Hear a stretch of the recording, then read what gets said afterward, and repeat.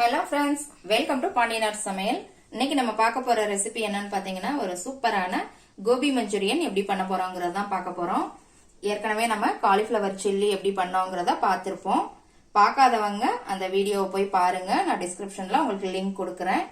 இப்போ இந்த கோபி மஞ்சூரியனை எப்படி பண்ணலாங்கிறத நாம இன்னைக்கு பார்க்க போறோம். பாருங்க எவ்வளவு கலர்ஃபுல்லா சூப்பரா இருக்குதுன்னு, பார்க்கறதுக்கே அருமையா இருக்கு. நம்ம இதை ஹோட்டலில் போய் தான் போன உடனே ஆர்டர் பண்ணி சாப்பிடுவோம். இப்போ இதை நம்ம இன்னைக்கு வீட்டிலேயே செய்ய போகிறோம். வாங்க எப்படி செய்யலாங்கிறத பார்க்கலாம். நான் இன்னைக்கு ஒரு மீடியம் சைஸ் காலிஃப்ளவர் எடுத்துருக்குறேங்க. இந்த மாதிரி இந்த சைஸுக்கு கட் பண்ணி வச்சுக்கோங்க.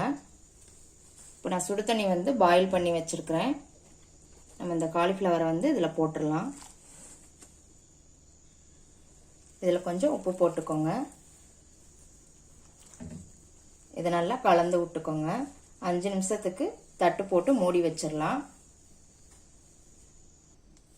இப்போ 5 நிமிஷம் காலிஃப்ளவர் ஊறட்டுங்க. அதுக்குள்ளே நம்ம மாவு ரெடி பண்ணிடலாம். ஒரு பவுலில் 3 ஸ்பூன் மைதா மாவு எடுத்துக்கோங்க. 3 ஸ்பூன் கார்ன்ஃப்ளவர் மாவு, 1 ஸ்பூன் பச்சரிசி மாவு, 1/2 ஸ்பூன் மிளகுத்தூள், 1 ஸ்பூன் தனி மிளகாத்தூள், 1/2 ஸ்பூன் காஷ்மீரி சில்லி பவுடர் சேர்த்துருக்கேங்க. இது கலருக்காக சேர்த்துருக்கிறேன். நீங்கள் காஷ்மீரி சில்லி பவுடர் இல்லைன்னா ஃபுட் கலர் கூட சேர்த்துக்கலாம். கேசரிக்கு போடுவோம் இல்லைங்களா, அந்த ரெட் கலர் கூட சேர்த்துக்கலாம்.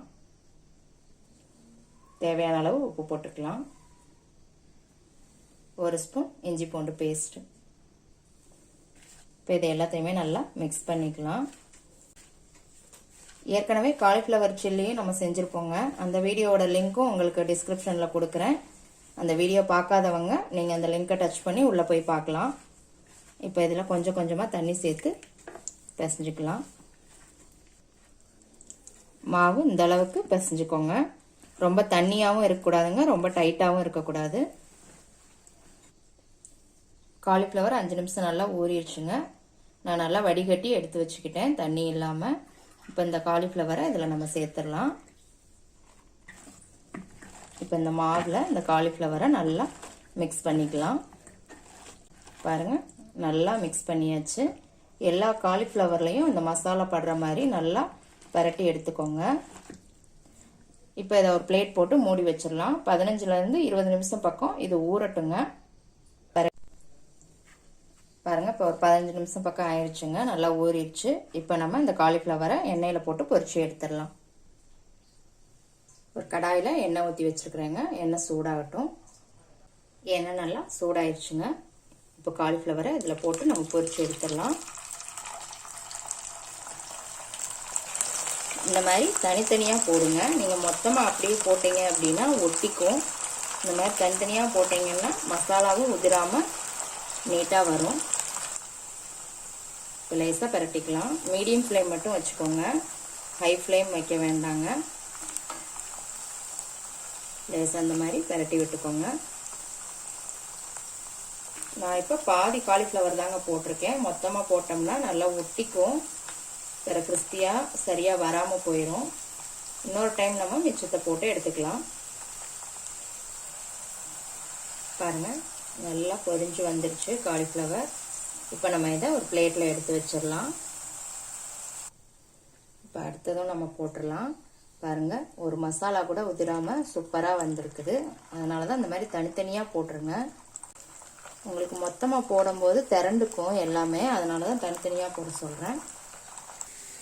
இப்போ காலிஃப்ளவர்லாம் நம்ம பொரிச்சு எடுத்துக்கிட்டாச்சுங்க. இப்போ நான் கடாய் வச்சுருக்கிறேன். அதில் ஒரு 3 ஸ்பூன் பக்கம் எண்ணெய் விட்டுக்கோங்க. எண்ணெய் சூடானதும் ஒரு 6 பல் பூண்டு இந்த மாதிரி சின்ன சின்னதாக கட் பண்ணி போட்டுக்கோங்க. அதோட ஒரு பெரிய துண்டு இஞ்சி அதே அளவு சின்ன சின்னதாக கட் பண்ணி போட்டுக்கோங்க. இதை நல்லா வதக்கிக்கிடலாம். இப்போ நல்லா வதங்கிடுச்சுங்க. இதோட ஒரு பெரிய வெங்காயம் சின்ன சின்னதாக கட் பண்ணி போட்டுக்கோங்க. இதையும் நல்லா ஒரு 2 நிமிஷம் வதக்கிக்கோங்க. வெங்காயமும் நல்லா வதங்கிடுச்சு. இப்போ நம்ம குடமிளகா போட்டுக்கலாம்.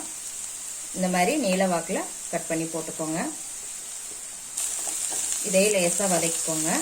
ஒரு நிமிஷம் மட்டும் வதக்கிடலாங்க, ரொம்ப நேரம் வதக்க வேண்டாம். இப்போ இதுவும் ஒரு நிமிஷம் நம்ம வதக்கியாச்சுங்க. இப்போ இதோட ஒரு ஸ்பூன் சோயா சாஸ் ஊற்றிக்கலாம், 2 spoon red chilli sauce, 2 spoon tomato sauce,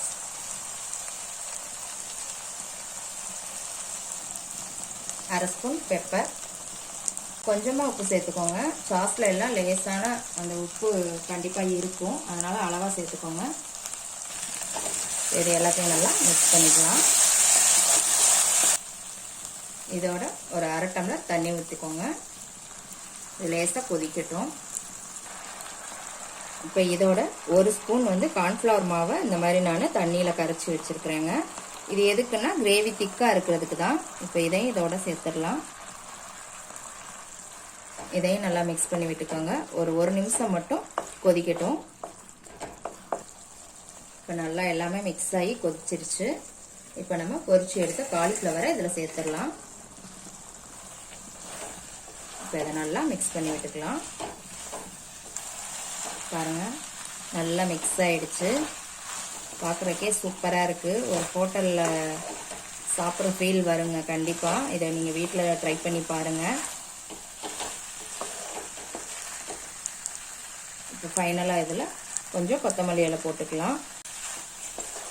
நீங்கள் ஸ்ப்ரிங் ஆனியன் இருந்தால் கூட நீங்கள் அதை கூட போட்டுக்கலாம் கொத்தமல்லி இலைக்கு பதில்.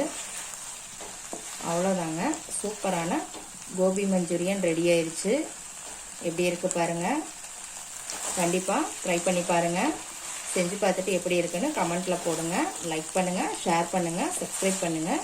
கூடவே பெல் ஐக்கான் பட்டனையும் அமுக்குங்க. மறுபடியும் வேறு ஒரு ரெசிபியோடு சந்திக்கலாம் ஃப்ரெண்ட்ஸ். அன்போடு சமைத்து ஆனந்தமாய் உண்டு இன்பமாய் வாழுங்கள். வாழ்க வளமுடன்.